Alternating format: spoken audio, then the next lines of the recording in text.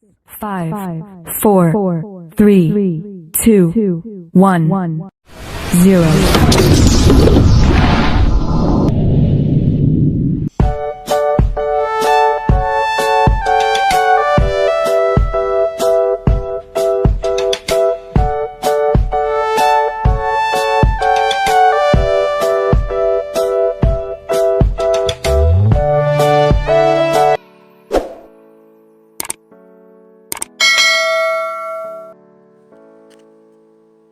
Halo semuanya, Assalamualaikum warahmatullahi wabarakatuh. Pada kesempatan kali ini kita akan belajar pada tema 8 lingkungan sahabat kita, subtema 2 perubahan lingkungan, dan kita telah sampai pada pembelajaran yang kedua. Anak-anak sekalian, sebelum kita mulai pembelajaran kita, jangan lupa untuk berdoa terlebih dahulu. Perubahan lingkungan juga mempengaruhi budaya, termasuk tarian. Tarian daerah berkembang mengikuti perubahan. Namun, perkembangan itu juga masih mengikuti aturan dasar tari, termasuk pola lantai. Apa yang dimaksud dengan pola lantai? Pola lantai gerak tari. Pada saat menari, penari kadang bergerak ke kiri, ke kanan, maju, mundur, atau bergerak membentuk lingkaran. Jika digambarkan, seolah-olah ada satu garis imajiner yang dilalui penari selama menyajikan satu tarian. Garis imajiner juga dapat digambarkan dengan melihat permainan para penari dalam memperagakan tarian. Para penari dapat membentuk formasi garis lurus, lengkung, segitiga, atau lingkaran. Bentuk formasi garis dapat berubah-ubah selama penari menampilkan sebuah tarian. Garis imajiner yang dilalui oleh penari saat melakukan gerak tari disebut pola lantai. Pola lantai merupakan garis imajiner yang dibuat oleh formasi penari sekelompok. Secara umum, pola lantai berupa garis lurus atau garis lengkung. Bentuk pola lantai garis lurus dapat dikembangkan menjadi pola horizontal, diantaranya horizontal, diagonal, garis lurus ke depan, zigzag, segitiga, segi empat, dan segi lima. Bentuk pola lantai garis lengkung dapat dikembangkan menjadi berbagai pola lantai, diantaranya lingkaran, angka 8, garis lengkung ke depan, dan garis lengkung ke belakang. Berikut ini beberapa bentuk pola lantai dari gerak yang dilalui oleh penari. Pertama ada penari bergerak melalui garis lurus ke depan, kemudian penari bergerak melalui garis diagonal, penari bergerak melalui garis horizontal. Selanjutnya, penari bergerak melalui garis diagonal. Penari bergerak melalui garis lurus ke depan, dan penari bergerak melalui garis lingkaran. Sedangkan berikut ini bentuk pola lantai yang dibuat formasi penari kelompok. Pertama, formasi bentuk pola lantai diagonal. Kemudian, formasi penari bentuk pola lantai segi 5. Selanjutnya, formasi penari bentuk pola lantai garis lurus ke depan. Kemudian formasi penari bentuk pola lantai zigzag. Formasi penari bentuk pola lantai lingkaran. Dan formasi penari bentuk pola lantai diagonal. Anak-anak sekalian, perhatikan gambar berikut ini, yaitu tari legong dan tari saman. Gerakan yang dilakukan penari pada tari legong membentuk pola lantai berbentuk lingkaran. Sedangkan formasi penari pada tari saman membentuk pola lantai horizontal. Anak-anak sekalian, gerak tari daerah satu dengan daerah lain memiliki karakter yang berbeda-beda. Tari Bali berkarakter lincah dengan rangkaian gerak patah-patah. Sebaliknya, tarian daerah Solo dan Jogja cenderung berkarakter lembut dalam rangkaian gerak yang mengalir sebentuk aliran sungai yang mengalir dengan tenang. Anak-anak sekalian, sekarang mari kita baca bacaan berikut ini. Siklus air dan bencana kekeringan. Peristiwa siklus air merupakan peristiwa sehari-hari yang sering tidak disadari oleh manusia. Siklus air menghasilkan air bersih yang berguna untuk kehidupan manusia.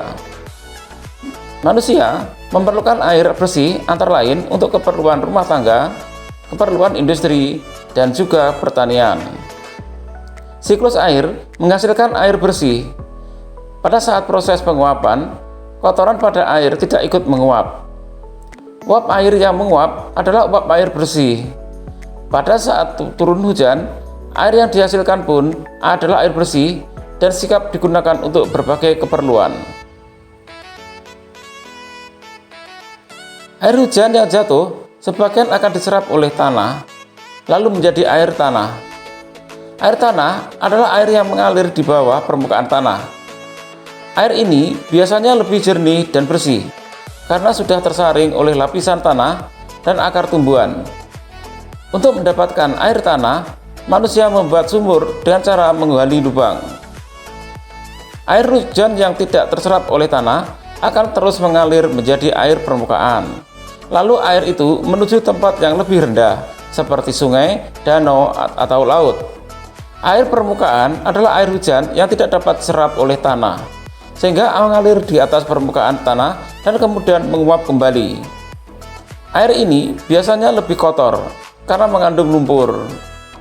Air ini juga biasanya membawa berbagai macam material dan proses erosi. Pada musim kemarau, air hujan yang turun menjadi berkurang. Air hujan yang turun biasanya langsung diserap oleh tanah, menjadi air tanah. Jika air sungai dan danau surut, akan menyebabkan berkurangnya penguapan air, sebagian berbentuk titik air di awan. Akibat dari semakin sedikitnya awan adalah semakin berkurangnya curah hujan.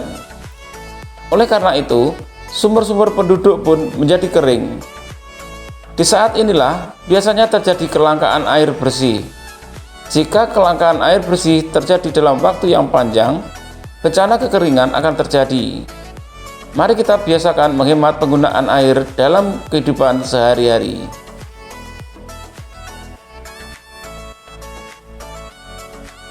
Anak-anak sekalian, berdasarkan data bacaan tersebut, jawablah pertanyaan berikut ini dengan berdiskusi bersama teman-temanmu.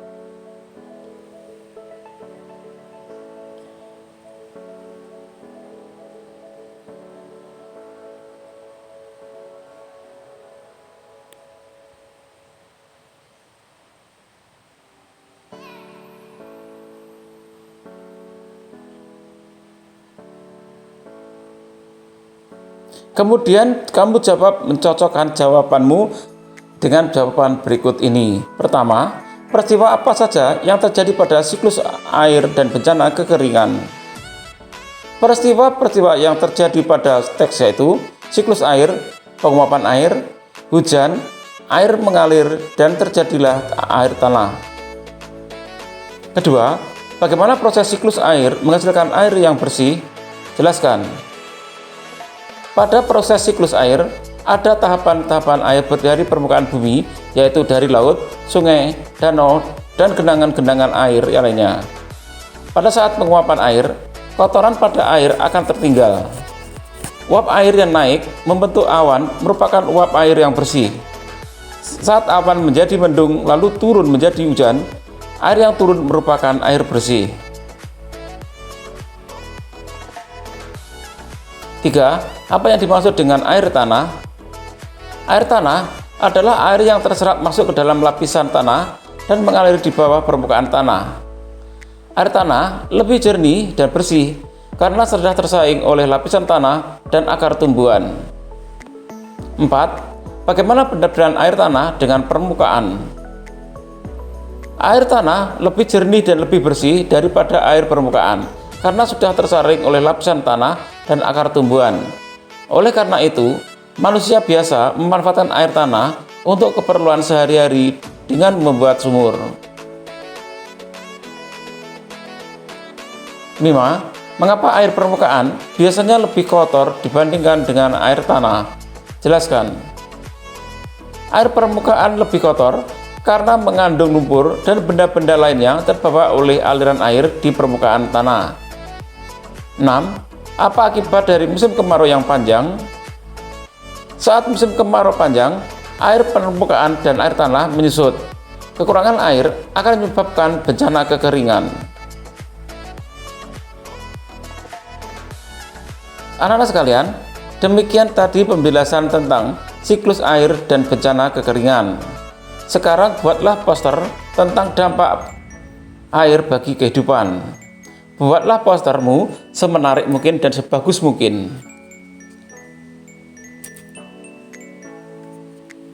Demikian tadi anak-anak sekalian pembelajaran kita pada tema 8, subtema 2 dan pembelajaran kedua. Untuk menguji pemahamanmu, kamu dapat mengerjakan latihan soal yang terdapat pada deskripsi video ini.